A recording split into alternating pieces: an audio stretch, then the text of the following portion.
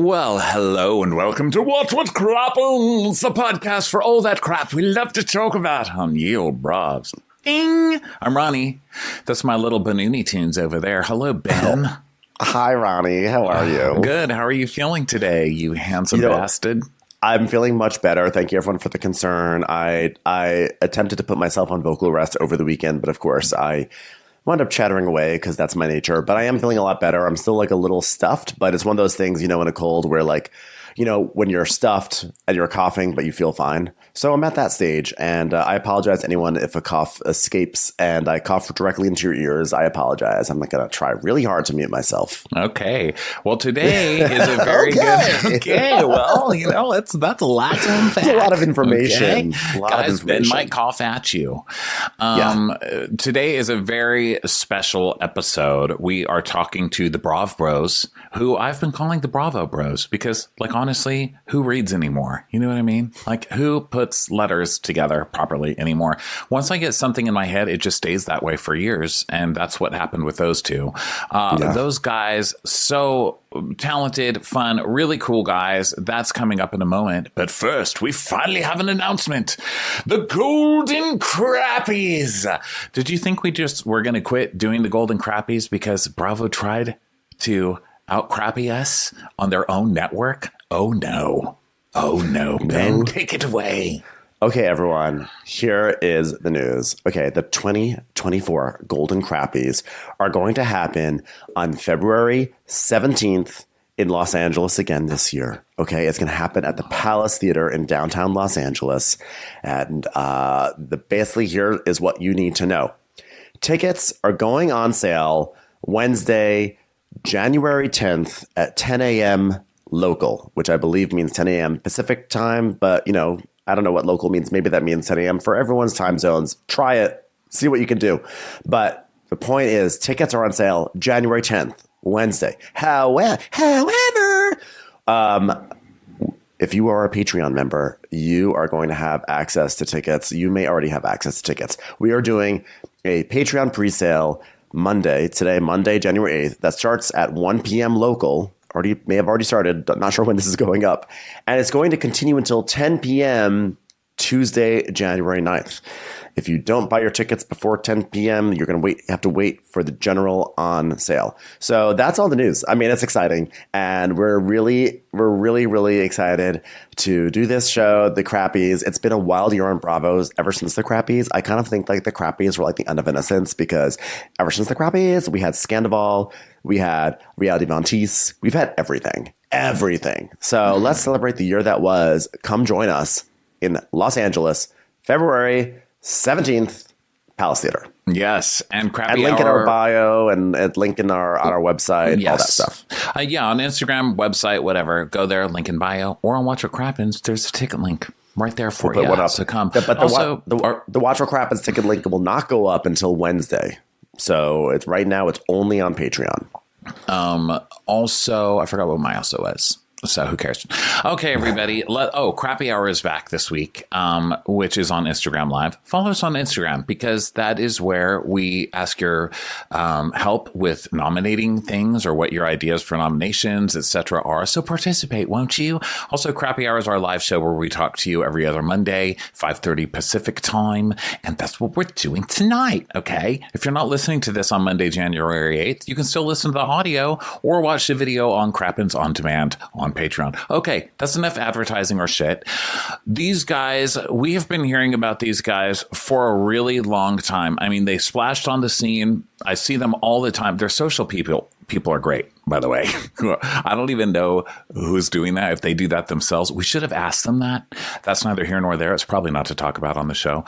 But, I watched them on the TikTok. Okay. That's where I discovered them, where all the youth discover things. And so I've been watching their opinions for a long time on TikTok. And you guys have been asking us to talk to them, to meet with them.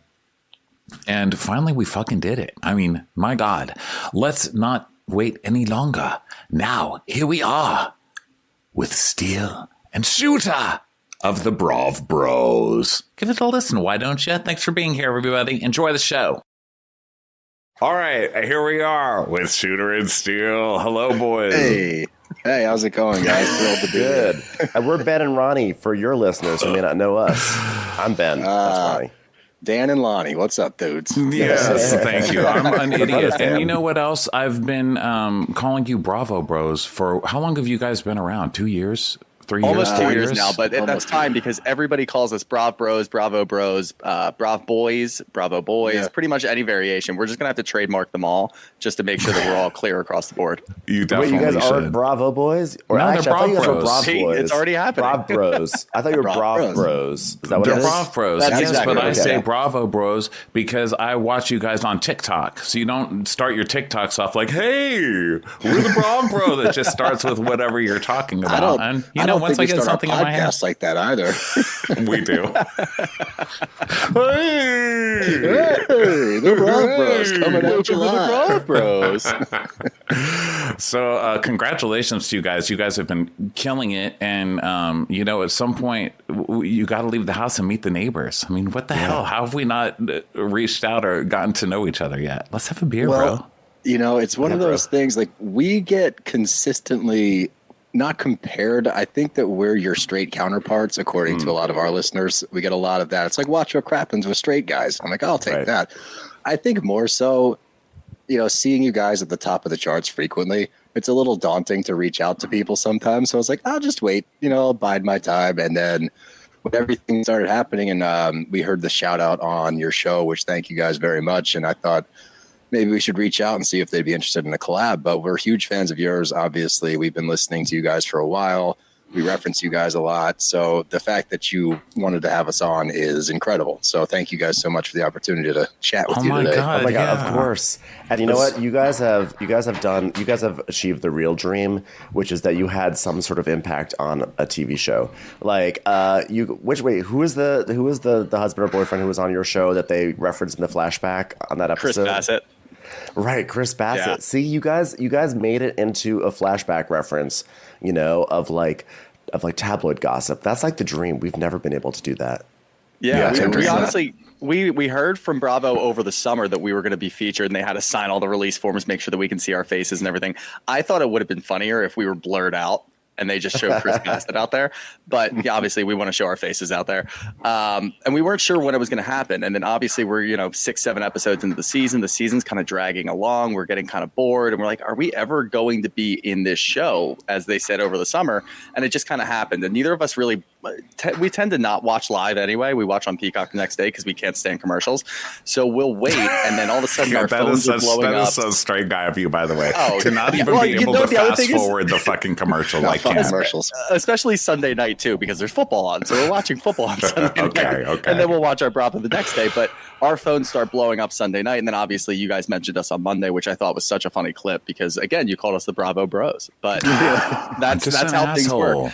That's Between how I people am, I'm calling me sorry. Scooter and Sluter or whatever the hell you want to say, anything that rhymes the shooter usually works.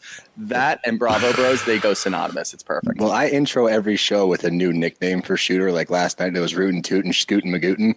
So you can do as long as it's close to Shooter, you can call him whatever you want. It's kind of fun.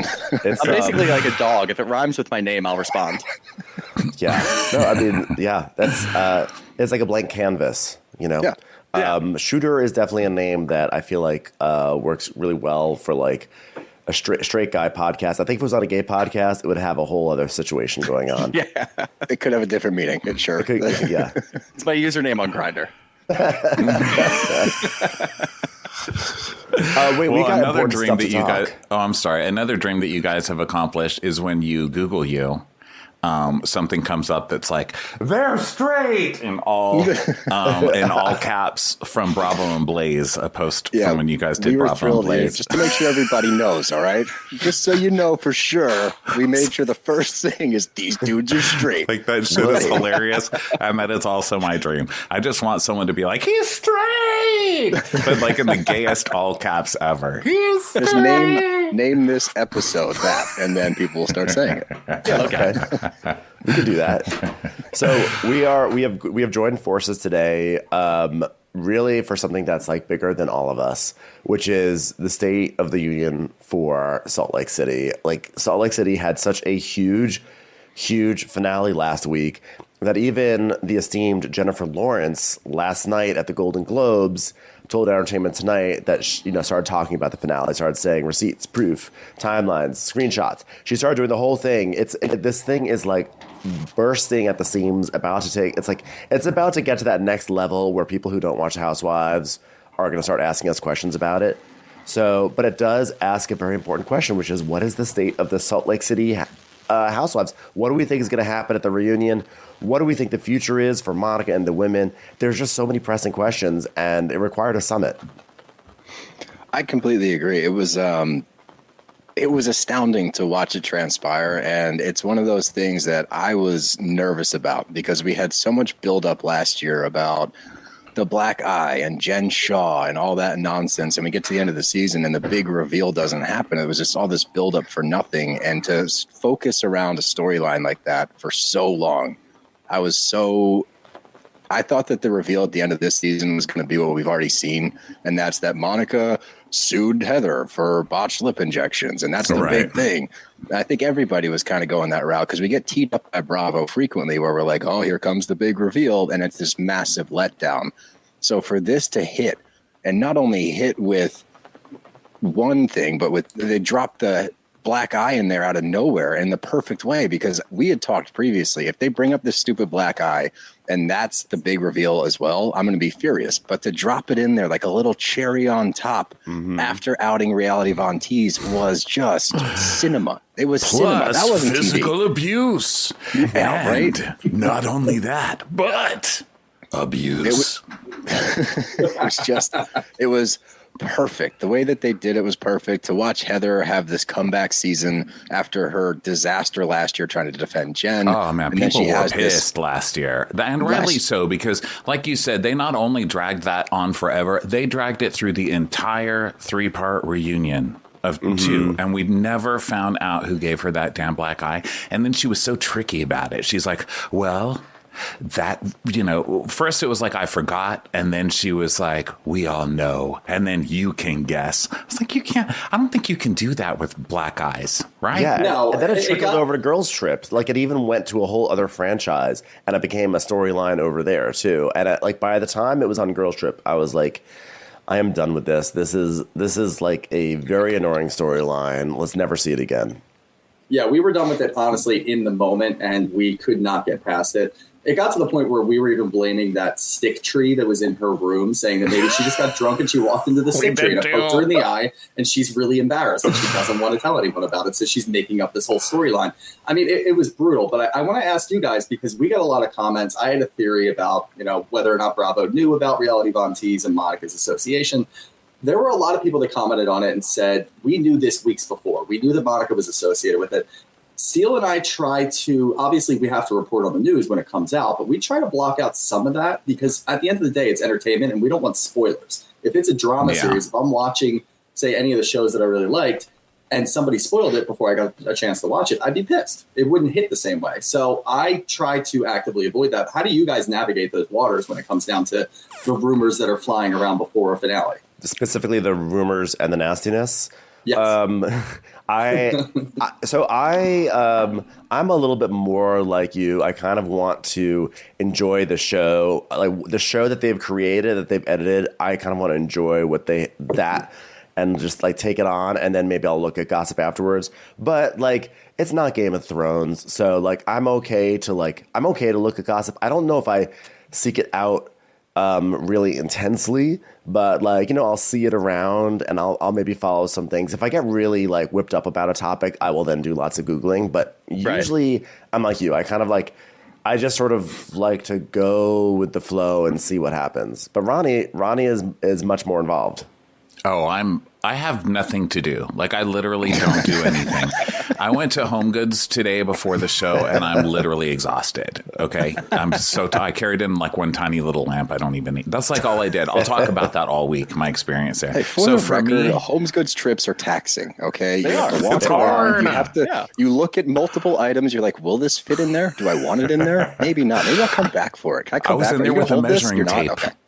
I was There like, you go. this I is- get it. yeah, because I don't have a sense of scale like that. Well, then you have to go back and get a cart because you have 15 things in your hands, and you're like, I didn't want a cart in the first place. I didn't need all this stuff. Then you go that's back and true. get the cart. No, it is Those taxing. goddamn Stop tchotchkes following at me. checkout. You got to pick up the tchotchkes at checkout. course. It's a whole thing. Yes. Chocolate. Look, We I get got this lamp. Do I need Let's this? see. I don't need this. Look, this is my lamp. We're on video if anybody needs it. Wow, It's like a I little love that neon lamp. you know? I It's a think little it's cute. Art but- Deco.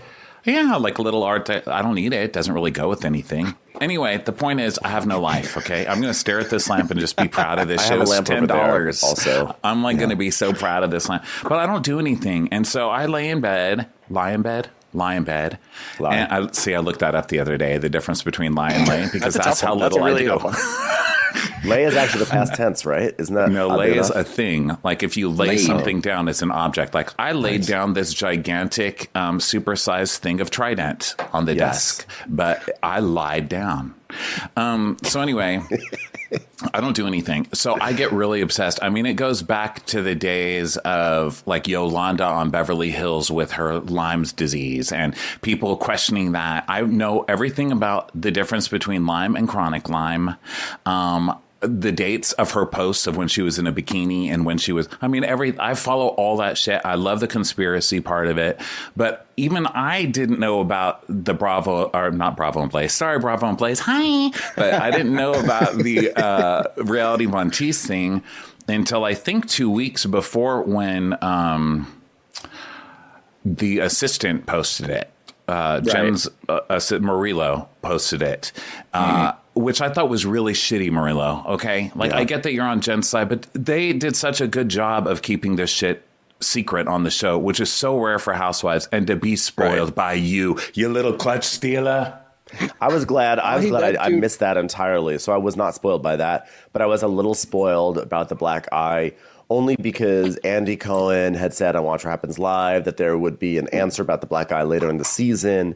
And I hadn't even seen Andy say that. But then, of course, people started posting that clip like, tonight's the night, we're going to find out. So I would think on some level, I was kind of prepared for that reveal. And when Heather was teeing up for it, I could sense it coming. And it was still great when it landed. But man, I could only imagine how amazing it would have been to just not have expected it whatsoever. Let me tell you, it was amazing. It was incredible when she dropped it because I had no clue. And as far as that Marullo guy goes, he's driving me crazy. Like the clout chasing that's happening right now on the tail end of this whole thing is annoying. Yeah. It's irritating. He's doing 16 interviews trying to give his 2 cents. It's like, look, we get what you're doing.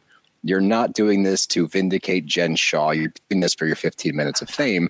And it's getting kind of annoying. And to your point, it drives me nuts when people reveal stuff. I get that that's part of being, in the Bravo game, like these Bravo sleuths out there like to uncover all this crazy information. And sometimes it's interesting, but sometimes it takes away from the show. Like you don't get this amazing reveal at the end of the season that this is one of the best finales in Bravo history, period. Yeah. And you don't get that if people start to spoil stuff. And I don't understand, I guess it comes back to clout chasing, but to see that all happen organically, because I didn't do any digging and I don't do as much. Shooter will keep an ear to it, like just the temperature as to what's going on as far as like the chatter happening. I really don't. I try to keep myself sequestered in a bubble, not a Dorit bubble, a much nicer bubble that I can. Yeah, no. Love bubble. Can we check on the woman in the pool, by the way? Yeah, the love bubble. I'm in Teresa. Me and Shooter in our own little love bubble. But by doing that, it makes these shows so much more enjoyable to watch because that reveal was electric. That whole moment, Heather, the wind's blowing her hair. Do I think it took multiple takes? I do. I don't think that was all organic. Like Meredith's reactions are already the best, but in this moment when she's like, why do they keep doing this to us? I was like, how many tries did that take? It's time for a commercial. It's time for a Crappies commercial. Being an actual royal is never about finding your happy ending. But the worst part is, if they step out of line or fall in love with the wrong person, it changes the course of history.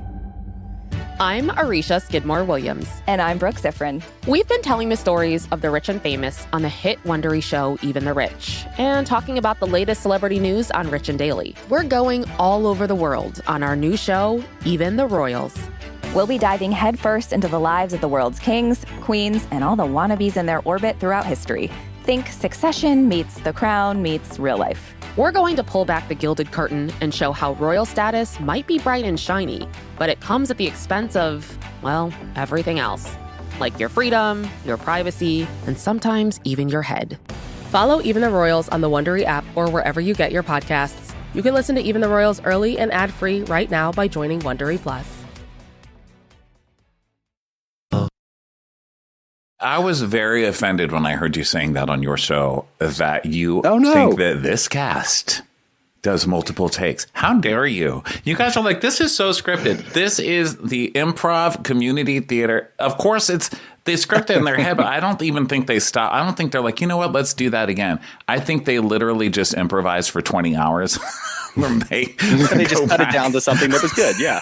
Just look at everything Whitney does. Like Whitney, every time Whitney talks, it is definitely the product of like 20 hours of improvisation edited down for TV. Well, that's actually a good point too, because if you're thinking, I'm going to have to go back and rewatch, because when it started, the sun was barely setting. And by the time they were done, I think it was pretty dark on the beach. So yeah, they were probably out there for an hour and a half, 2 hours, just kind of filing through and trying to get the best reaction shots.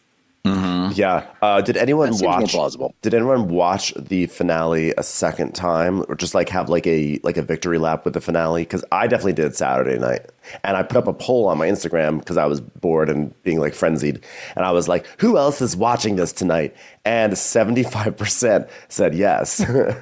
I've definitely watched on TikTok, which I do all the time. I'll just watch 15 to 20 minutes of a show that I've already watched, and I did that maybe 4 or 5 different times with Salt Lake. Yeah. So I think that counts. The reactions on TikTok have been actually so incredibly fun. Watching what people have been doing with the show, like what parts take off. You know, there was one guy who was kind of doing like this undulating dance to like receipts proof timeline. He was like, receipts proof timeline. It was like, kind of amazing. I watched it like 10 times. I think the more interesting thing is what you referenced earlier with Jennifer Lawrence, and we're seeing something happen now that we haven't seen since Scandival and hadn't seen until Scandival happened, where it's starting to extend past the Bravo universe, and now we're just getting into popular culture. And that's when it gets really fun. I mean, like you said, there's going to be a million people coming to us now like, hey, what about this? I just heard about this. Should I watch the show? Blah, blah, blah. But I like generating this kind of buzz around Bravo because it only helps everybody involved with Bravo, content creators, Bravo itself. It only pushes it further. So I love when popular culture gets involved as a whole, because then you see funny stuff come out like the TikToks, and you see celebrities referencing different things and making reference to the actual show, quoting the show. There's something about the community growing like past just our normal people that we discuss this with that makes it more entertaining. And I think that what I'm nervous about is, because this was such a successful finale and because this hit so well, I want them to be able to replicate this in an organic way throughout the other shows. And I don't know, like, this has set the bar for me, and maybe that's not a good thing, but this is what I want from finales now. I want my jaw on the floor. I want to be taken aback. I don't think Potomac has that kind of star power. I don't think they can deliver that kind of finale. I don't think a lot of these shows can right now. And that's what makes me just a little bit nervous that Bravo now has this formula where it's like, wow, this was fucking great. We need to redo this somehow, push the narrative a little too hard. And then we see some other shows trying to hit that mark and not quite getting there, falling short. And instead of investigating further into what their drama is organically, trying to push harder to get this big reveal at the end of the season that inevitably gets spoiled across the board. So I'm a little wary moving forward because this was so good. And maybe that's just my brain. Don't be wary. Listen, this is like Jesus. You just have to have faith. Your worry does not mean that Jesus is not going to still know how to turn water into wine. He's Jesus. That's what he does. It's not going to be the same, but they always come through. And like Potomac is one of those that this season we're all shitting on Potomac, I think. Just not really as commentators, but as an audience, because they've lifted it so high. They've lifted that bar so high. They're so funny. Every season has been good. I mean, their weakest seasons have been good. And then this season, it's just like, it's kind of like a wet fart. I don't even like that word, but it's kind of like a wet blanket with farts on it. And it's frustrating. You're like, how are they not? They've got all the same things going on. They've got the same personalities mostly. What's the problem? And it's that there is nothing really fresh, but there's no Potomac's nothing fresh. And none of them are friends. I think that's the biggest problem when it comes to Potomac versus Salt Lake. I think the reason that Salt Lake hit so well is because at least the core four are pretty close, and Reality Von Teese did do them dirty. So they had a common interest when it came out that Monica was behind it, so they could all feel scorned together. So we felt that a little bit more as an audience. Like Steele was just saying with Potomac, they're not friends. They don't hang out with each other outside of the show. We get a couple of clips of them. Maybe it's Ashley and Giselle might hang out here and there, but you don't have any of those core issues. There's not a lot that they have that's similar with each other. There's not a lot of commonalities. So when they're not on camera together, they don't really have anything in common. So we're not really seeing any of that. It's not organic. Everything is for the show. And we feel that as an audience, whereas Salt Lake, everybody felt what they felt, that core four felt at the time on that beach. So that's why I feel like it hit a lot harder. But I think also, like Potomac right now, like what I think the biggest issue is that there is a really insurmountable divide that's happening that's been caused by Giselle and Candace. Like they have like a real beef that's like a real beef. Like that's like, I don't know how they would ever mend those issues, and like having to film around that's very difficult. And when you have that in a group, it's hard. You know, there are issues about not wanting to film with this person or that person. And with Salt Lake City, the reason I think why the twist also landed so well was because you had actually an excellent season leading up to it. And you also had a twist that also answered something from a previous season, which is always a benefit. But I don't know if that finale would have been quite as good if the season had been shoddy, you know, but like as it was an amazing season that we're all invested in. And the finale was an outgrowth of it. It wasn't just like, oh, here was a one-off episode. Like if we never had Angie and Meredith having a really silly feud all season long, then there would not have been a story about Greek Mafia DMs. And if there weren't Greek Mafia DMs, then Heather might not have been kind of spooked by that. And then Heather might not have like gone farther with her investigation. So everything, like the best seasons on Bravo, every episode grows out of the previous one and builds and builds and builds. And I think that's when that happens, that is truly lightning in a bottle. I don't know if Bravo can just like manufacture a twist. It doesn't just, you can't just like make them happen because they're real people's lives. But God, I hope they do, because it was great. Do you think that Bravo knew? Do you think Bravo knew? Hey, that that's Monica what I just wrote down. Look. Well, that's our theory. No. Yes, I do. Yes, we think that they know, did too. We think that they knew ahead of time that Monica was behind it. And obviously, there's a couple different people, but Monica is going to be the head of that spear. She's the only one who can really do it. I think that Bravo knew. Steele's come around to it as well. I want to know what you guys think, if you guys want to dig a little deeper into that, since you just wrote it down in your notebook. Yeah, that was my next question to ask you. I do, because you had kind of brought that up earlier. I do think that they knew. And the reason is because they were sent, Jen sent a cease and desist to Monica, Koa, and someone named Savannah Gonzalez, allegedly. I saw that on Twitter. I was like, who's Miss Gonzalez? So I spent an hour looking on Twitter. So, not Twitter, TikTok. And then I looked her up. After Home Goods. Yes, and that's why I had to go to Home Goods. I was like, give up Savannah Gonzalez, get out. He was sitting on a couch at Home Goods just going through all of that. But they do, Koa and Monica do still follow this Savannah Gonzalez. So I was like, maybe it is, because that's not like a name you hear every day, you know? So anyway, I don't know who she is. I haven't figured that out yet. But the cease and desist was to all of them. And it wasn't Monica Garcia, actually. I think it was Monica Fowler, because, you know, she's got like many different aliases. Same date of birth, at least, but she's got a couple different names. Yeah, she's got a few. But that was like 2021 is when that cease and desist was sent out.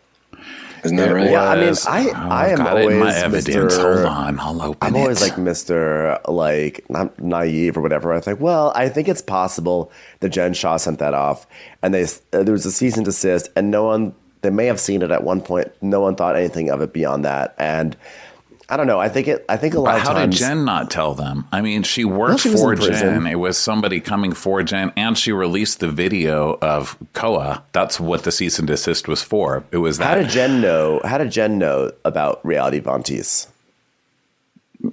I don't know. That's a good question. Maybe she saw the video and put two and two together that Jen or Monica would be the only one with access to it. Yeah, I mean, I think or maybe Monica let it slip.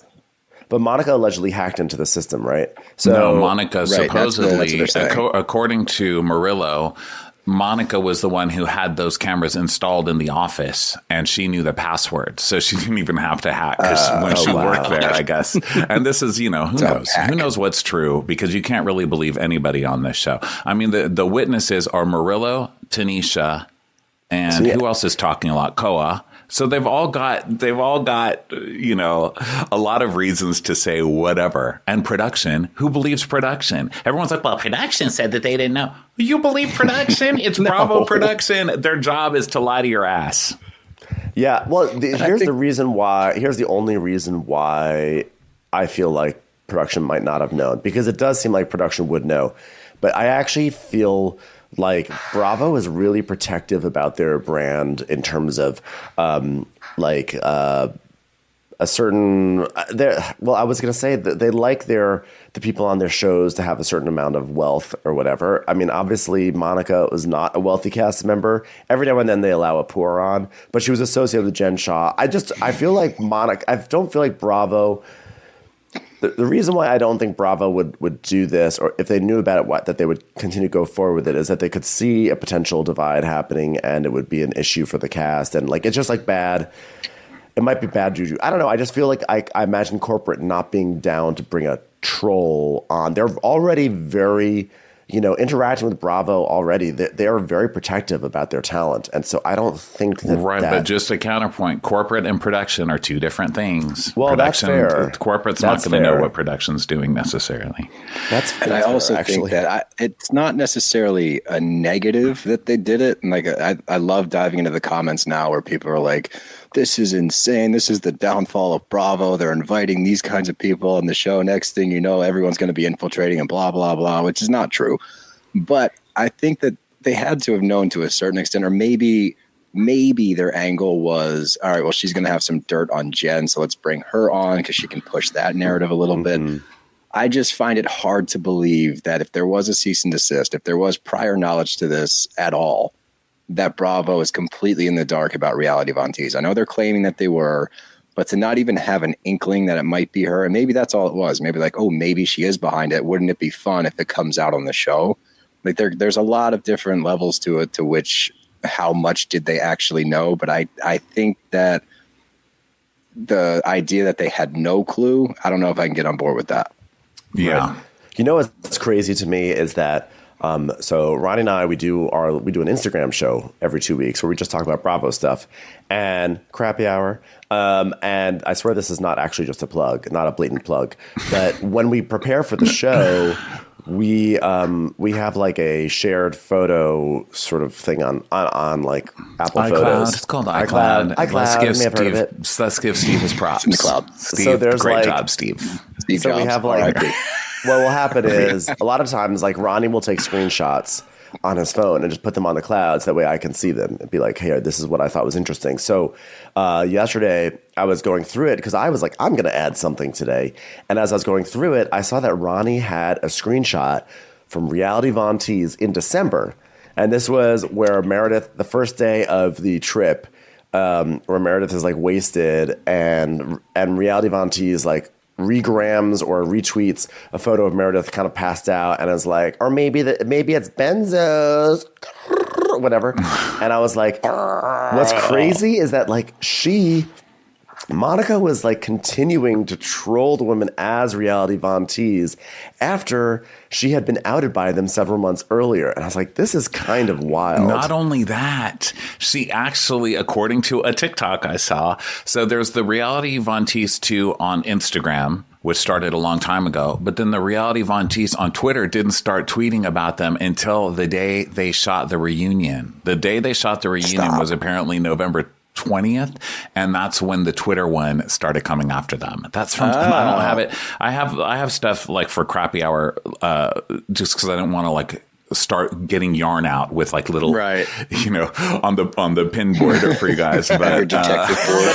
I think that makes sense because that's the sweet spot. Like we as the public, we don't know that Monica's behind it, but everybody on the show knows and everybody in Bravo knows. So this is the time that she can really just do and say whatever the hell she wants for at least that month until we find out. And obviously Steele and I were tracking it too.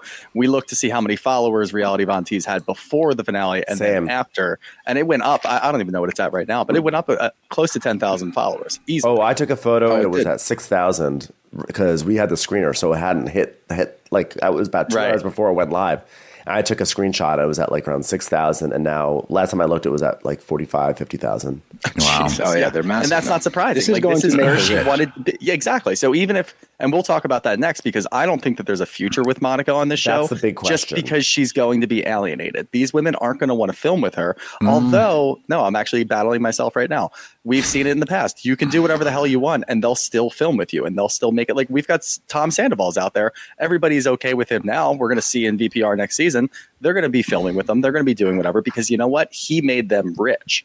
So at the end of the day, are they really going to be that upset with him? It's not that different because next year everybody's going to want to see how Monica assimilates back into the group. We're going to watch Salt Lake. But there's going to be a bigger. But the fact that she's continuing to troll them on Reality Von Tease, that's the thing that makes me feel like she's not coming back. Because if she got an indication like we can't bring you back, then she's going to be like, fuck it, I'm going back to trolling. But like if they're like, we're bringing you back, but you have to stop this Reality Von Tease because this is a cast member. This is actually an HR issue for us now. So I'm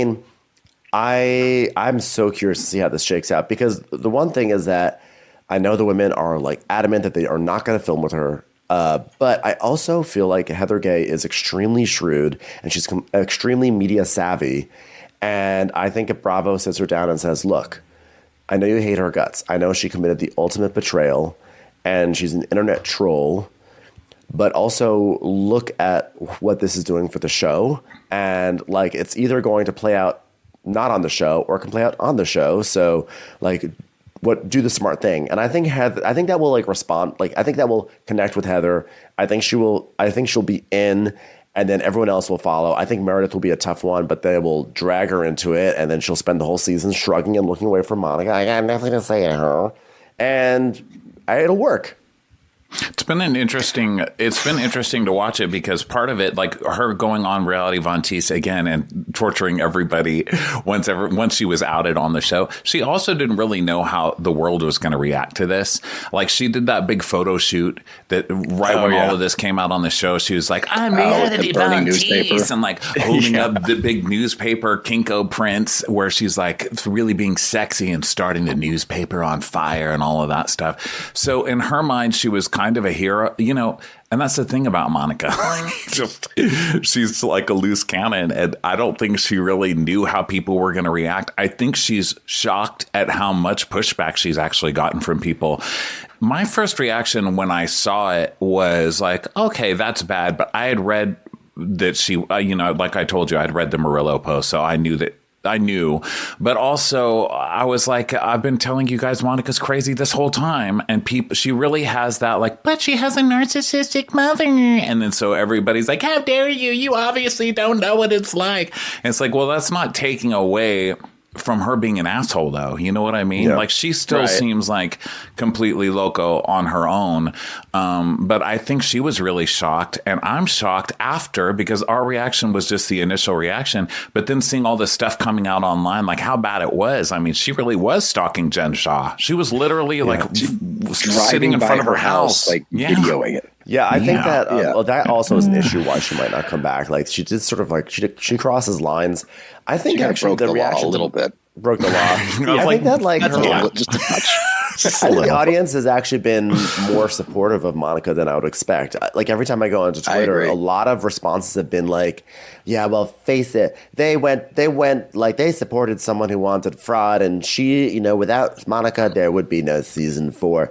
Like she has had, there are a lot of people that are viewing her kind of like a Robin Hood, and like I feel like she's actually had a lot of support. I think it may be waning a little bit as more and more tawdry details are coming out, like the video with her mom and the stuff about did she hacking, like setting up those cameras and whatever. But then there's like a feeling of like, yeah, I'll steal from the rich. It's great. And but what's interesting to me is that I don't feel like the audience, it's refreshingly not a situation where people are like, Team Monica, Team Heather. You know, like you don't have to take a side and then have to like get yelled at because you took a side. I think everyone's like really enjoyed both. Like, 'cause as much as people are loving Monica, people are loving the way like every single thing Heather did. People are loved. She had like 3 different speeches in that show, and everyone loved all 3 of them. She gave like a coach's speech at the end that got me all riled up. Right. Yeah, dude. She's She had like, the beach. if you think you can, we've been through everything together. If you think you can come in here and take us down, these 4, we are resilient, blah, blah, blah. I was like, fuck yeah, like, let's go. Yeah. It was a great speech. The core 4. Commercials. Here comes one right now. So whose team were you guys on before you found all this stuff out? Because obviously the internet has completely changed its mind once we found this out. But what did you guys believe with the Meredith stuff? Did you? And that's also another reason I wasn't that surprised. Like, if we're supposed to believe that Meredith does this all the time to the point where they're like, Meredith, come on, Meredith, just stop. If you want to have lunch with us, stop making these fake accounts. They've kind of normalized it on this show to the point where I'm like, why am I supposed to care? Anyway, the point is, what did you? Whose side were you on with that whole Meredith thing? The thing about Meredith is, one, Monica being behind Reality Von Teese does not exonerate Meredith. It doesn't mean that she's not still sending DMs and trying to get other people in trouble and spread rumors. She could still be doing that. It's just not through Reality Von Teese. But I feel like people are mistaking that and going back and forth like, wait, how are you guys still on Meredith's case? We just saw that Monica was the one who did it. No, we saw Monica was doing it in a much bigger way, but Meredith is still probably doing it. Let's be honest. So we were firmly on, I don't want to speak for Steele, but we were firmly on Monica's side, honestly, for the most part until this came out. And I'm still in the area of Meredith is still guilty in some way. I don't think it's that big of a deal, though. I know what she's doing, and she's just trying to spread rumors and try to make a storyline for a show that was failing. Let's be honest. Last year, the show sucked. The first couple years were okay, but, last year stunk. So wait a second. How dare you? How dare you? They were okay. Season 2 was only okay. This is where we're going to go? No. All right. Wait, you want to? Yeah, I'm on their side. Cosby? I'm on their side. Don't point out. Dude, season 1 and 2. If you want to say season 1 was only okay, that's fine. I thought season 1 was really good, but I can see it was being okay. But season 2, how dare you? Sir? All right. So, do you think season 4 was better than season 2? Yes. Okay. No, I thought season was. I actually think it was. Oh God, I don't know. How do you attribute that? Season 3. But do you attribute that to Jen Shah not being here or Monica's presence? I love that Jen Shah is not on the show anymore. She made me crazy from the beginning. And, the show, we do make fun of it being like the community theater of Housewives or whatever. But Jen was just never even close to being real. She's just the whole like, hi, everybody. Oh, my God, it's amazing. And just like screaming and throwing and like having a fit and then being like, and her fake tears and just all of she was just awful. I thought she was awful for Housewives because it's like a Saturday Night Live version of a housewife it's like played by Sherry O'Terry, just losing her fucking mind at the drop of a hat. I could not stand her. And also she was so vile. When we're talking about like, will Monica be able to come back next season? They put up with Jen for 3 seasons. They'll still bring Jen back when her ass is out of prison. And the way that our prison system works, it'll probably be 2 weeks. And she'll be out probably bringing the girl with the fake blood. What's that girl's name? With the black the Steve Jobs turtleneck, speaking of. Elizabeth. Theranos. Yeah, Theranos. That was Monster. Who is it? That was Eileen Holmes. Yeah, Elizabeth Holmes. Yeah, but I mean, was Eileen Wuornos? She's bringing Eileen Wuornos onto this show. Oh my God! Don't make me cough. I think it's too late. I think to get back to that question about like, is it because of Monica? I think Monica had a huge part to do with it. I think this season had a great energy about it. Like, it was very funny and they were all getting in each other's business. Monica did a great job. I mean, Monica and her mom, that was actually like very riveting. Monica was like very funny and she was chaotic. Also, I'm going to advocate for Angie K. I think that Angie is the most try-hard housewife, and she tried so hard, and she was so bad at, like, she was so awkward that she became amazing to me. I just love the way she would just try to insert herself. Like, even in this Even I rewatched the finale, and I forgot there was a moment. The episode before, she like wants to confront Meredith. She's like, Meredith, I would like to say something about these emails. Hold on, let me wet my whistle before I start saying something to you. I was like, what are you doing wetting your whistle before you confront someone, Angie? Just everything she does cracks me up. She was exceptional this year, and she started off a little slow. I couldn't stand her last year, honestly, but I liked her last year, actually. All of the moments that she tries to insert herself, and they were a lot more prevalent early on in the season. We saw it at the Trixie Motel. Yeah. We talked about it on our show. Like when they're at the bar, the amount of times that she just pops in like over somebody's shoulder and is like, what'd you say? And it's like, okay, go away. You look like a trampoline with eyes.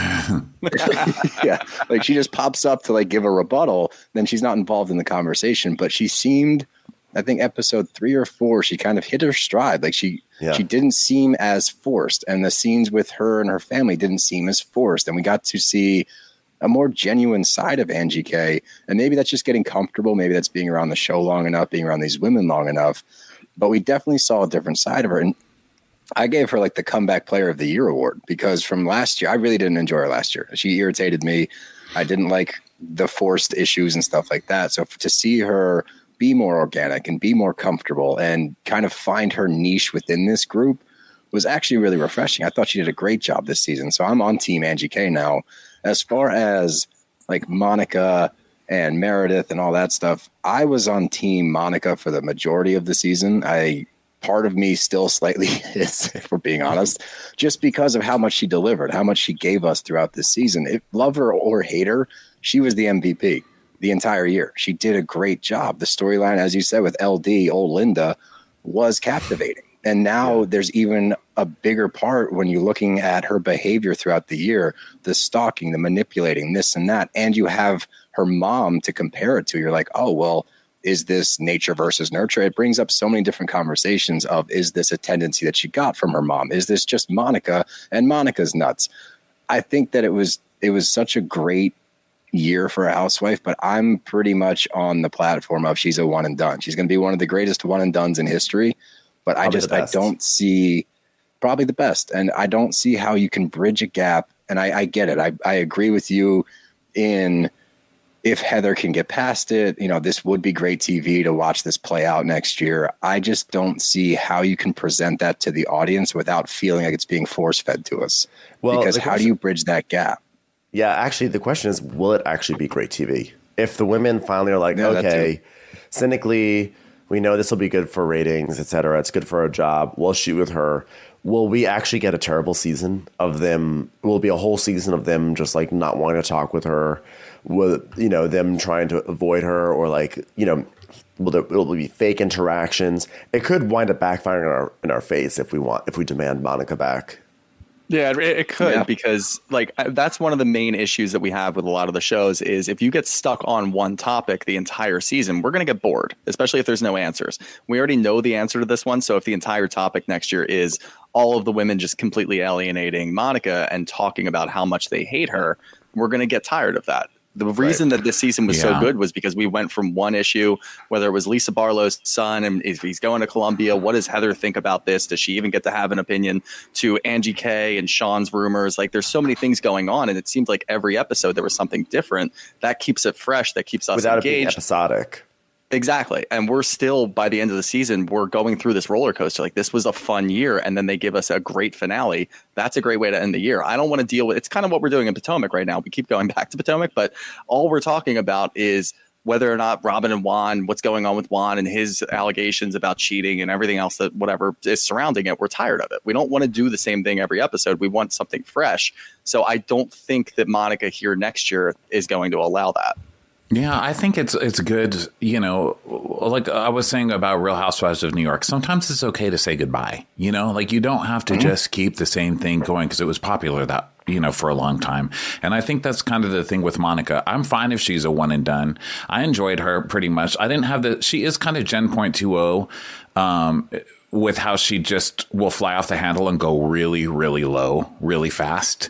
But she's also got a more real charismatic side to her than Jen ever showed. So I don't really mind Monica. Like, I don't have a like, ugh, fuck Monica, don't bring her back. I'm not like morally against Monica. I just don't see how more of the same is going to be good. I say switch it up. Now, Salt Lake City does have a really hard time getting new cast members. I mean, they're notoriously bad. I mean, you have places that have a lot of people shooting, you know, like Atlanta, they shoot a lot of things there, in LA, or bigger cities. There's more to choose from, I think. But Salt Lake City, I mean, that's a tall order, you know, and they have tried so many people. And Angie, you know, like you're saying, like Angie's gotten so much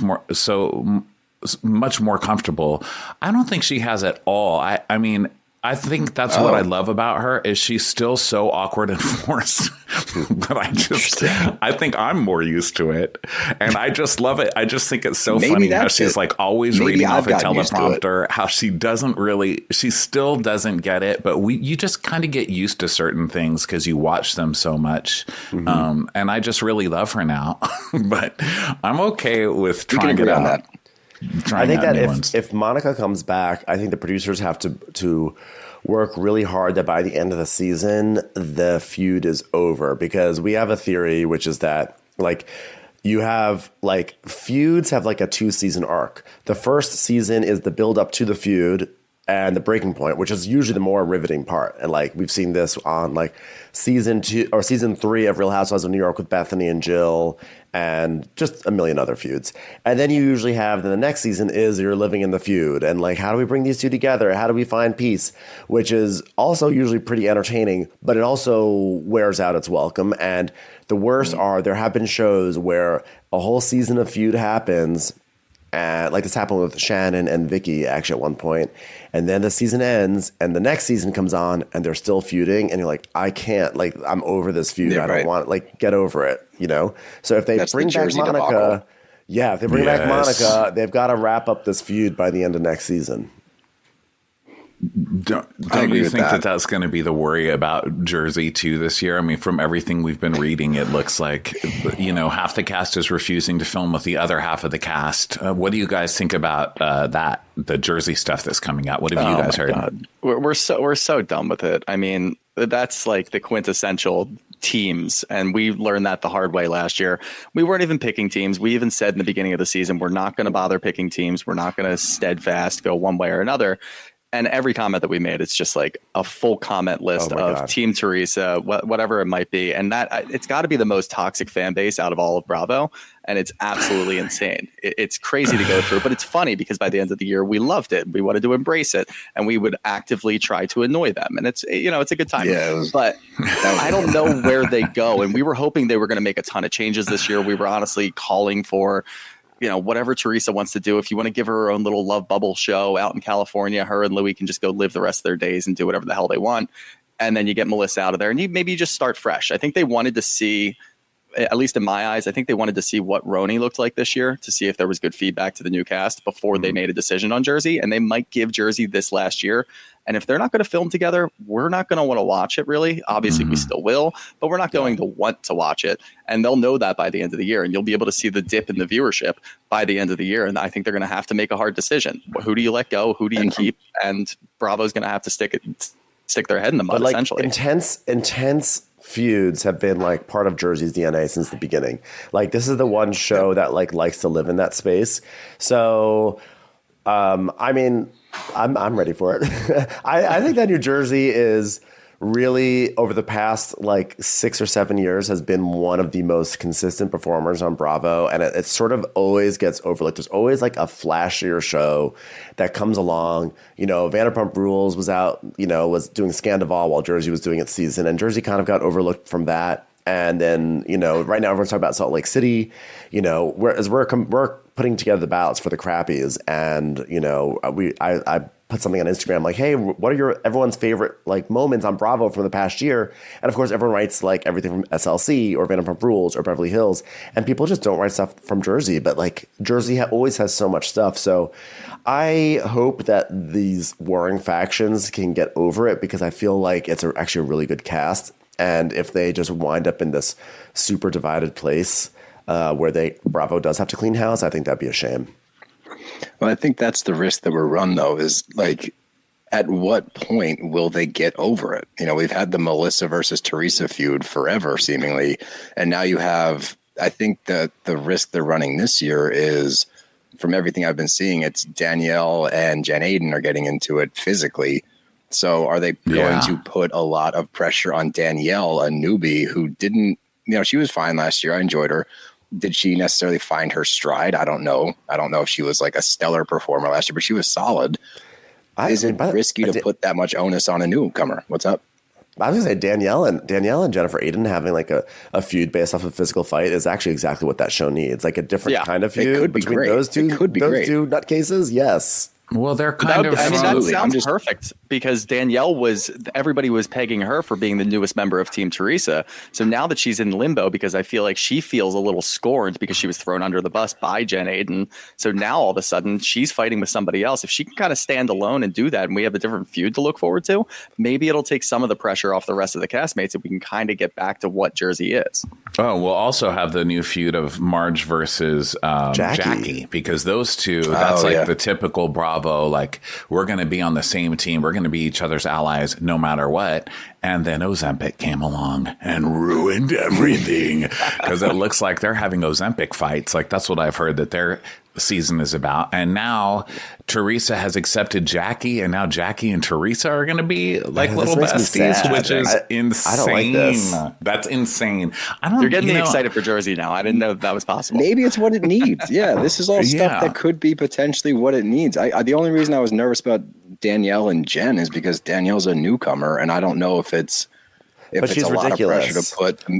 They come from the same school. Like, oh my God, how could she do this to me? And it'll be hilarious. And honestly, I'm actually looking forward to a season of Melissa Gorga just living in her truth that she fucking hates Teresa. She's like pretended to be like, oh, you know, like we just want to be there as family. And watching Melissa Gorga just being like, fuck off, Teresa, during the entire last reunion was great. It was like, finally, Melissa is just being Melissa.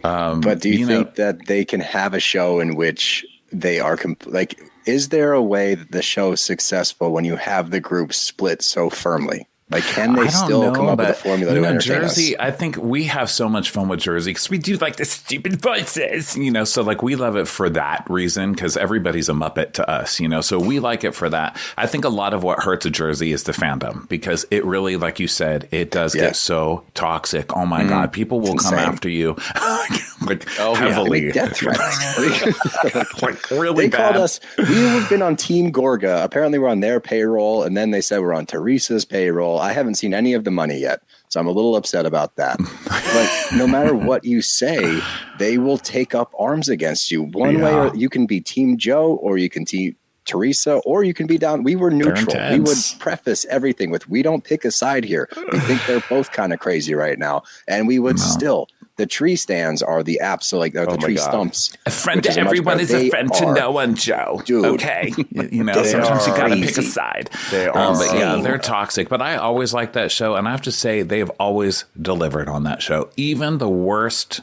seasons have retroactively been considered amazing by me. I mean, the worst season of that by far was when Teresa went to jail and they tried to do a recast and they recast everybody, right? Like we all remember that. That was a disaster, but it was kind of amazing. I mean, it gave you Amber and Jim Marchese, who are vile. I mean, those two are vile. And then the twins, and one of the twins' husband fucked the mom-in-law. I mean, Santa. Do you guys remember all this? I mean, it was just like horrid. It was vile. But thinking back on it, it's like, oh my God, they gave us so much. Icons, you are mother. Season. Was it season 7? I think there's something that can be said about the consistency of Jersey. You always know what to expect. I just want to see a show that's more cohesive as far as the castmates go. I'm getting tired of Teresa versus Melissa. If they're not going to remedy that, then just move on from it. Don't bring it up anymore. Let's focus on some new storylines. Let's focus on some new drama. Yeah.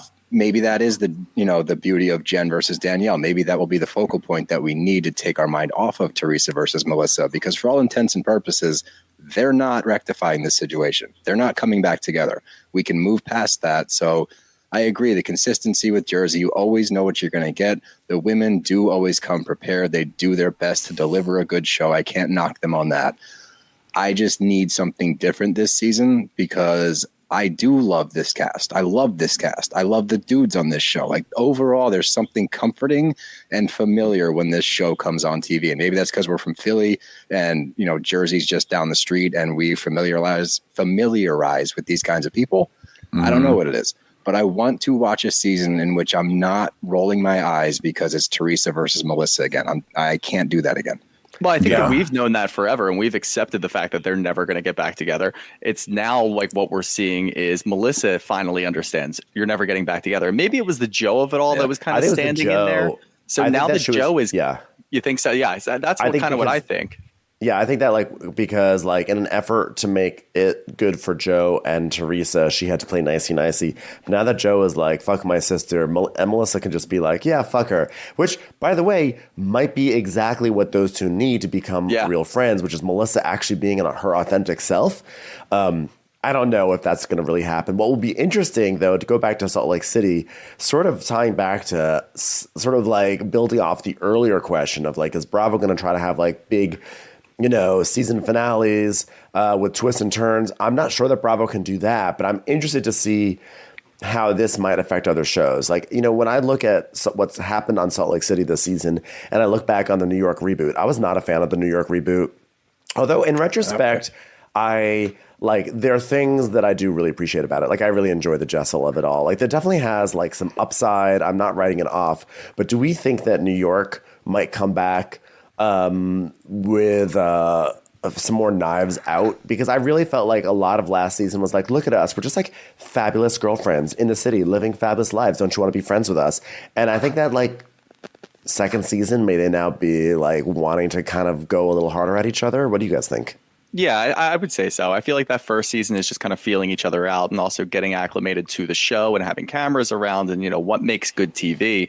You have to look back at the game film. You have to sit there and watch the entire season, see how everything played out, what worked, what didn't. Did I hit on this one? Did I not? So I feel like they're going to have a better understanding as long as they leave the cast as is. And it sounds like maybe Jenna Lyons isn't going to come back. We don't really know what the cast is going to look like. As long as they leave it for the most part untouched, they're going to be more comfortable around each other. So we're going to see more of that, maybe that Knives Out mentality where, yeah, we're not all buddy and we're going to the same places all the time. And look at us living in New York. We're having such a great life. Maybe they will start to fight. And as long as it's organic and it makes sense, and I think that Jessel could be a big part of that because she came into her own by the end of the season, we'll be able to see some good entertainment. That's what we're hoping for. Do I think that's going to happen? Maybe not. Maybe in some way. I don't think that they're going to come full bore and just really get out there for the second season. But that first season, yeah, we're just going to chalk it up as kind of a feel out. And, you know, do we like these personalities? For the most part, I would say yes. And we'll see what the second season looks like. But yeah, we're still very hopeful for that. And I do hope that there is some good organic drama for the second season. My prediction for that is that Jessel is going to be the biggest villain. Because I think that people, she is such an asshole. I mean, I think we love, you know, both Ben and I just love her just because she's so ridiculous and so like, oh my God, our children could touch shoulders with Tom Cruise's children. It's like Tom Cruise's children are in college, you know. But anyway, it's like she's just so out of touch. I and never put that one together. And she became. Well, she thinks Tom Cruise is going to be at the PTA meetings. Yeah, and she became. They have cheese boards there. Of course, he's going to be there. She became kind of Tom a Cruise hero. He loves a good cheese board. Tom Cruise charcuterie fights with Tom Cruise.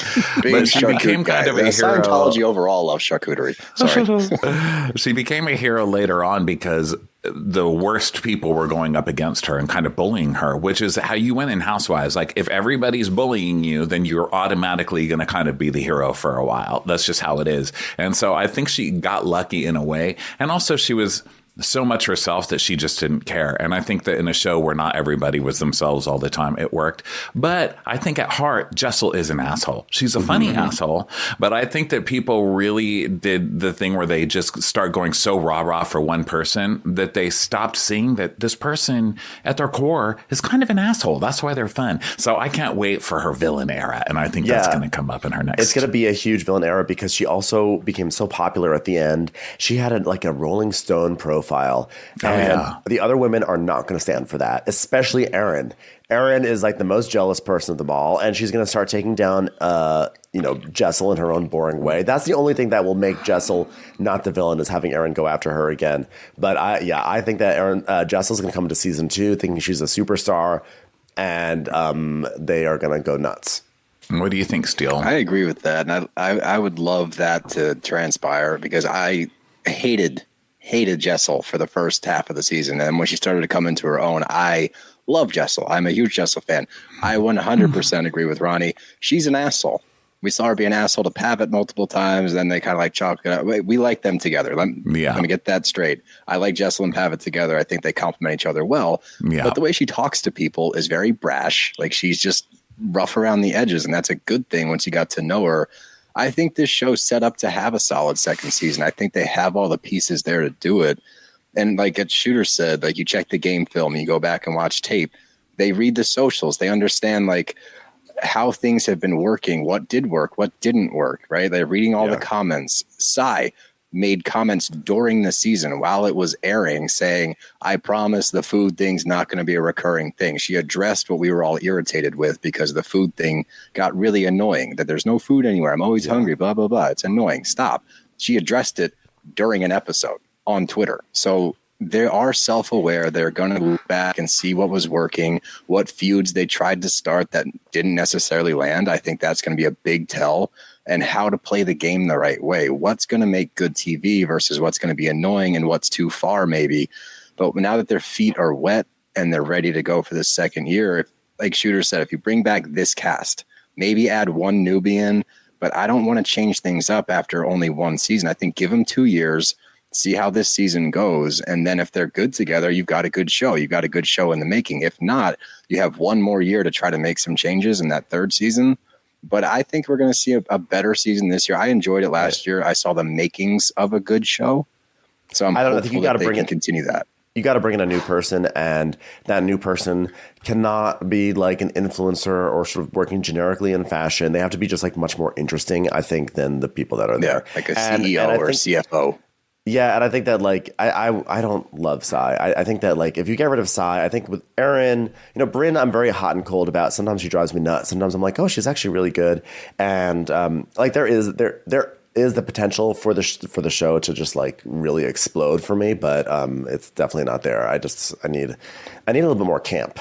Like that's what Salt Lake City was so good at, and I feel like, by the way, with Salt Lake City, going back to it, like another thing that really, really needs to be emphasized about how good this finale was yes, there was a twist. Yes, it was on the back of a great season. Yes, this is a great cast. They all care about each other. But also, production was serving their A game. The music, like the choices for the music were outstanding. The way they decided to tell the story was outstanding. And honestly, it was all so overdramatic. It was all very campy and it was all very ridiculous. And that's what we loved about it. And that's where, like, if we're talking about New York was like trying to be like, yeah, just like be one of the girls with us. Like, we're fabulous. We're doing fabulous things. Like, look at our fabulous lives in New York. Whereas Salt Lake City was not trying to say, look at our fabulous lives. Salt Lake City was like providing full on nighttime soap opera. And I think that is where Salt Lake has really, really just knocked it out of the park all 4 seasons. Well, what do you guys expect for the 3-part reunion? What are we going to get from that? Let's make some predictions. Let's wrap this up with some predictions. Steele and I have gone through it. It seems like Monica, at least in her confessionals in the finale, was sitting there and she had more information. Steele and I think that There's a lot more interactions burn that book, happens dude. with She this brought the page. burn book. She's got the Mean Girls burn book, and she's ready to roll. I think that there's a lot more interactions between maybe Lisa Barlow, Angie K, Meredith with the actual page. She's probably got more DMs. I want to see to the extent of which she has, because at this point it seems like she seems pretty confident in it, and we know that nobody's talking to Monica anymore. She better be able to serve at least for the entire 3-part reunion, because we talk about reunions all the time and they're always a little too long. There's never enough. You can do it in 2 parts, maybe in 1 part. 3 parts is crazy, but obviously with that finale, they deserve 3 parts. I think that we're going to be okay. I just want to see what's going to happen and what you guys think is going to happen from Monica's perspective into the reunion.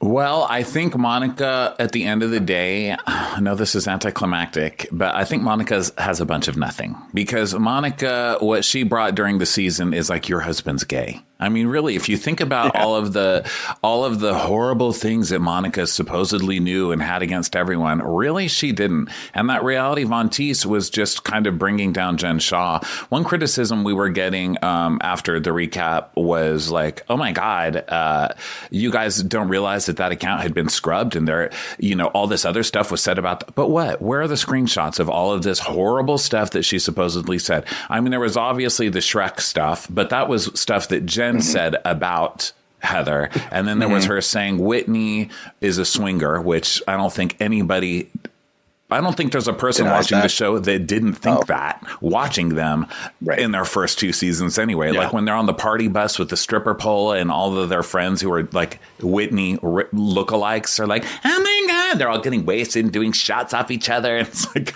yeah. So I don't know that she really ever had a whole lot. So I think she's going to be a lot of nothing. And I think that Heather's black eye is going to be caused by roughhousing when they were wasted, making out, putting their boobies up against the glass and all that stuff that they were doing in that final episode. I also think my prediction is that Meredith and Angie will bury the hatchet. And I think that the way they're going to be able to do it is that they're going to blame Monica. They're going to say that Monica was putting them against each other. Whether or not that's true is besides the point. It's just going to be an easy way for them to get out of this tension. So I think that they are. I think Angie actually really wants to be Meredith's friend. And so I think that she is going to do a whole thing of like, I realize now that Monica was putting me against you, and there's no reason for us to be fighting.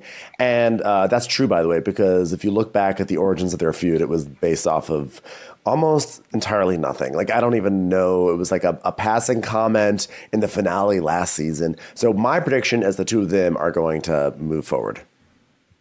Okay. My prediction is that burn book is stacked with DMs from the cast members. They're interacting with the account, like a story that's posted. Totally wishful thinking.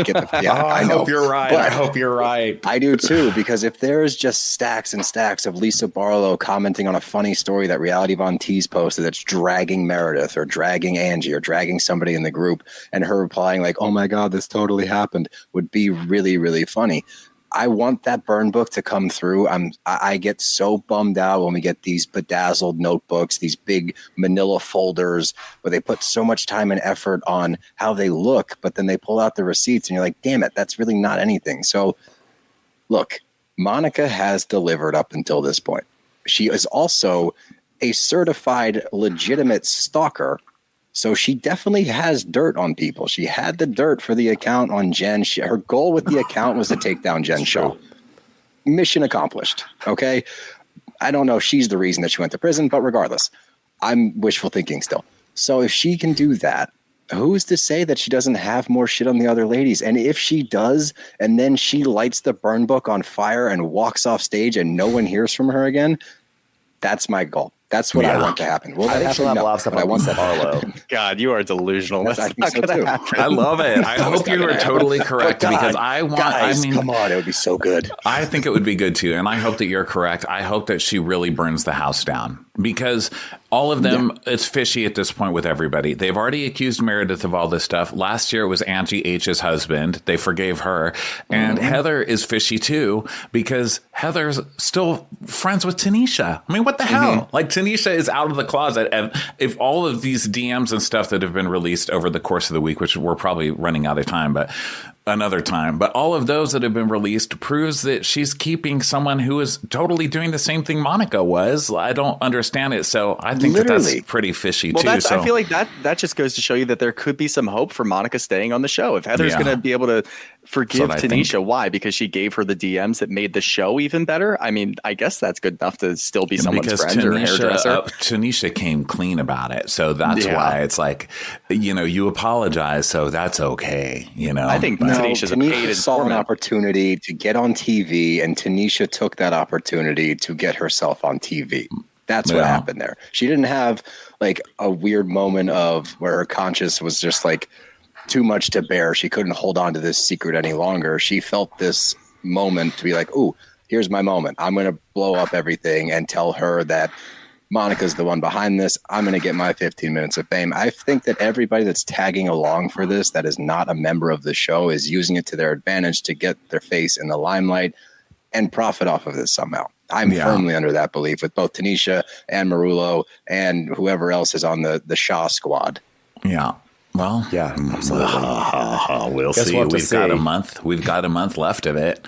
Guys, it was so good to meet you and finally get to talk to you. Thank you so much. It was a blast. Especially you, Scoot Magoot. Yeah, see? There you go. So much fun. What a delay. You got it. Yeah, you got it. Perfect. Yeah, thanks for getting the ball rolling on this, and we'll have to do it again. Absolutely. Whenever you guys want, anytime. Let's subscribe to Brav Bros. They're on Instagram. They're on everywhere you get your podcasts. Their first live show is coming up January 25th in New York City. It's going to be, what is Green Room? What's the number after Green Room? Room 42. Green Room 42. So go get your tickets there. We have the Golden Crappies on February 17th in LA at the Palace Theater. So get your tickets for that one. And let's talk again. Yeah, let's do it. Definitely. It was really good to meet you guys. Yeah, great to meet you. Nice to meet you too, bros. Bye. Honorary bros. Yeah, honorary bros. Watch What Crappens would like to thank its premium sponsors. Ain't no thing like Allison King. Ashley Savoni, she don't take no baloney. Stroll in the park with Caitlin Clark. She's not just a Sheila, she's a Daniela. Itchels. Aaron McNicholas, she don't miss no trickolas. She's never scary, it's the Green Fairy. Jamie, she has no last namey. Hava Nagila Weber. Know your worth with Jason Kurth. She's the wind beneath our Jennifer Wing. Sip some scotch with Jessica Trotch. She's always supplying, it's Kelly Ryan. Kristen the Piston Anderson. Let's give a kisserino to Lisa Lino. Megan Berg. You can't have a burger without the Berg. The Bay Area Betches. And our super premium sponsors. Somebody get us 10 cc's of Betsy MD. We're taking the gold with Brenda Silva. Let's get real with Caitlin O'Neill. Don't get salty with Christine Pepper. Can't have a meal without the Emily Sides. Nobody holds a candle to Jamie Kendall. She's not harsh, she's Jill Hirsch. She's a little bit loony. Junie. My favorite Murdo, Karen McMurdo. We love him madly, it's Kyle Pod Shadley. Let's go on a bender with Lauren Fender. We want to hang with Liz Lang. The incredible edible Matthews sisters. Give him hell, Miss Noel. She's the queen bee, it's Sarah Lemke. Shannon, out of a cannon, Anthony. Let's take off with Tamla Plain. She's quite the catch, it's Victoria Cotchett. She ain't no shrinking Violet Kuchar. We love you guys. Hey, Prime members, you can listen to Watch What Crappens ad-free on Amazon Music. Download the Amazon Music app today. Or you can listen ad-free with Wondery Plus in Apple Podcasts. Before you go, tell us about yourself by completing a short survey at Wondery.com/survey.